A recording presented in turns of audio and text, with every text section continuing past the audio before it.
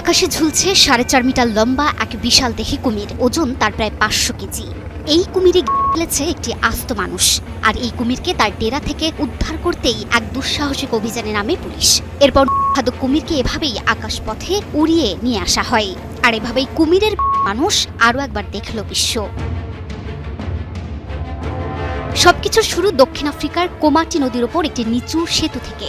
সেখানে একটি গাড়ি আটকে পড়ার পর থেকেই নিখোঁজ ছিলেন এক ব্যক্তি। টানা 1 সপ্তাহ তল্লাশির পর পুলিশের নজরে আসে বিশাল আকৃতির এক স্থির কুমির, 4 মিটার লম্বা, ওজন 500 কেজি। সন্দেহ জাগে সার্চ অ্যান্ড রেস্কিউ টিমের মনে, হয়তো এই দানবীয় সরীসৃপটি ফেলেছে সেই ব্যক্তিকে।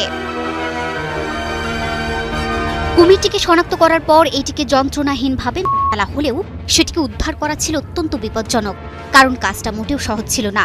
নদীটি ছিল জীবন্ত সব কুমিরে ঠাসা, যে কোনো মুহূর্তে ঘটতে পারে প্রাণহানি। ঠিক এই সময় দৃশ্যপটে হাজির হন ক্যাপ্টেন জোহান পটগিটার।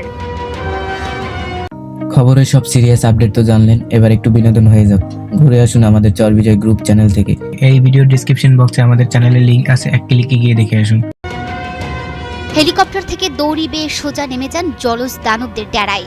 চারপাশে তখন উৎপেতে আছে অন্যান্য ক্ষুধার্ত কুমির, কিন্তু ক্যাপ্টেন পটগিটার ছিলেন অবিচল। তিনি সফলভাবে 500 কেজি ওজনের সেই কুমিরটিকে দড়ি দিয়ে বেঁধে ফেলেন। এরপরই দেখা যায় সেই অভূতপূর্ব দৃশ্য। দড়ি দিয়ে বাঁধা বিশালাকার কুমিরটিকে হেলিকপ্টারের সাহায্যে আকাশপথে উড়িয়ে নিয়ে আসা হয় ডাঙায়। আকাশপথে ঝুলতে থাকা সেই খাদকের ছবি মুহূর্তেই ভাইরাল হয়ে যায় সামাজিক যোগাযোগ মাধ্যমে।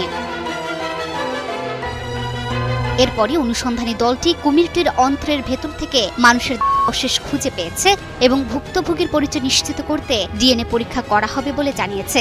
তবে আরও ভীতিজনক বিষয় হলো, সেখানে মানুষের পাশাপাশি 6 ধরনের ভিন্ন ভিন্ন জুতো পাওয়া গেছে। এতে ধারণা করা হচ্ছে কুমিরটি এর আগেও একাধিক মানুষকে শিকার করেছে।